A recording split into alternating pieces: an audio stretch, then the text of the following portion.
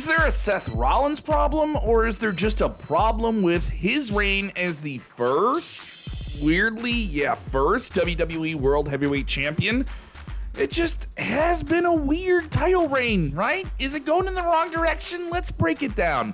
Seth Rollins is undisputed one of the top stars in all of the WWE, maybe one of the top WWE stars of his generation, right behind his fellow former Shield brethren, Roman Reigns. Coming out of the Shield is a big platform for him in the mid-2000s. Alongside Roman Reigns and Dean Ambrose, now Jon Moxley over in AEW, they were all primed to be the next top 3 single superstars of WWE. Rollins was definitely seizing the opportunity, cashing in the Money in the Bank at the main event of Mania, world title runs, coming back from injuries, and just having banger matches along the way. But then, coming out of the Thunderdome pandemic times, Roman Reigns finally settled in. He was no longer the champion put on the pedestal, but the one who was truly a tribal, and in many ways, maybe overshadowed Seth Rollins. It's 2023, respective brands, Raw and SmackDown, but it still feels like something isn't going in the right direction for the Visionaries' run under this newly created World Heavyweight Championship title.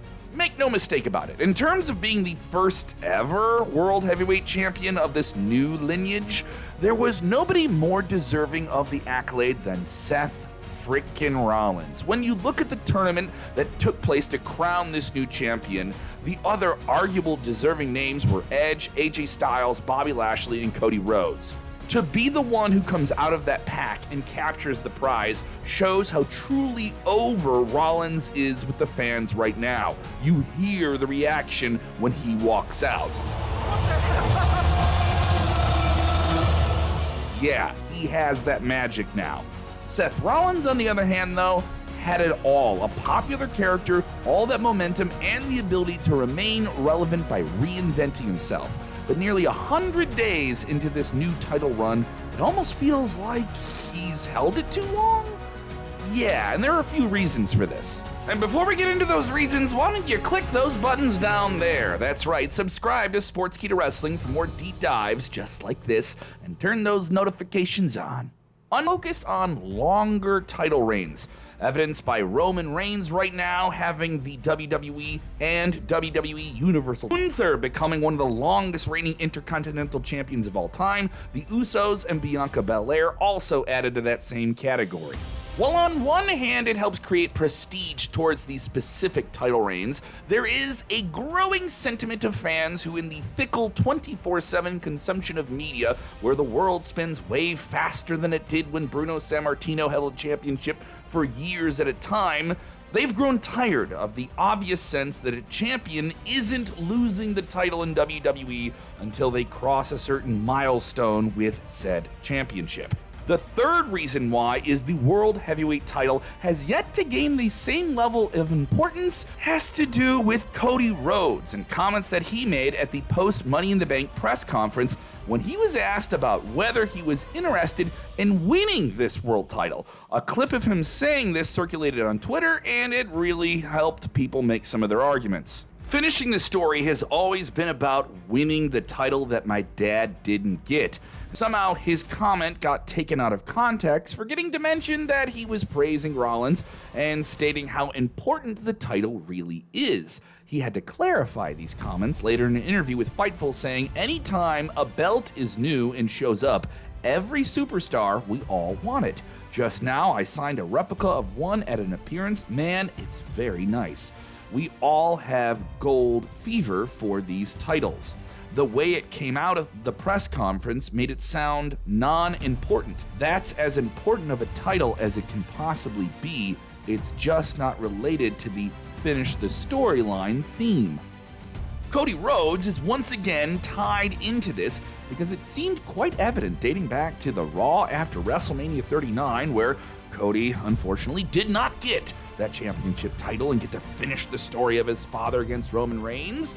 put his focus back on getting the championship title, with non-stop speculation that Cody will indeed get his rematch against Reigns at WrestleMania 40 in 2024. It's a bit of an odd thing that Raw's #1 babyface is going to be kept away from the world title for another 8 months. Didn't Seth Rollins viciously assault Cody Rhodes last year after Hell in a Cell? Yeah, it's kind of awkward to see how they've avoided each other and have only had a few tense interactions. Certainly it's been referenced, but now you have a very over Seth Rollins with a very odd world title, and Cody Rhodes seemingly waiting to get back in the hunt for Roman Reigns. It's just an odd mixture. Cody seems cool enough to just forgive and forget, though. Crowds are singing along to Seth Rollins' song, but some people are quickly realizing there's some limitations to the World Heavyweight Champion.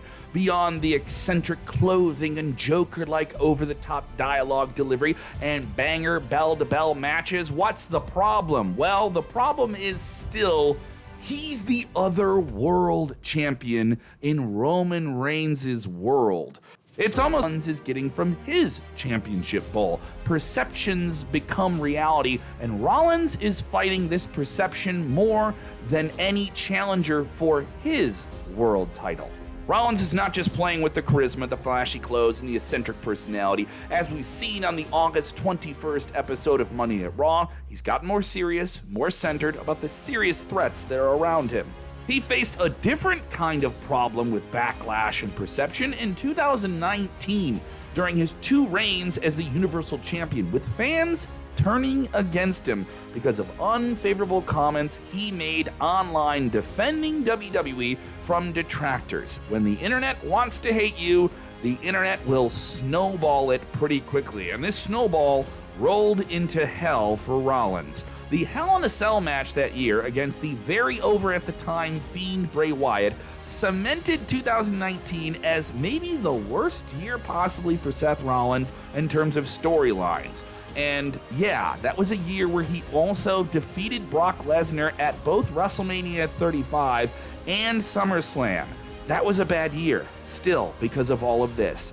That match was so poorly received, him as the good guy franchise player waving the flag for WWE was just not clicking, and fans rejected it. But that's not Seth Rollins in 2023. This Seth Rollins has a character and a vibe that has fans, literally, as we said earlier, singing his song wherever he goes. He's still one of the best big match performers in all of professional wrestling, and when he's got the time bell to bell, he can have the match of the year. Something he did, he won that award from us right here at Sportskeeda. You're not going to see a lot of people personally blame Rollins for this world title run. No, there's a lot of weight on his shoulders and around his waist to make this title. He's the man who has to make it with all of those circumstances that we laid out for you. It's not his fault. From everything we've mentioned previously, you can see a common thread of external factors that are unrelated to the visionary champ himself. Do you think Seth Rollins' World Heavyweight title run currently has been a hit or a miss? Let us know in the comments below, and let us know what you want to see happen for him and this brand new championship. Also, check out our other cool videos.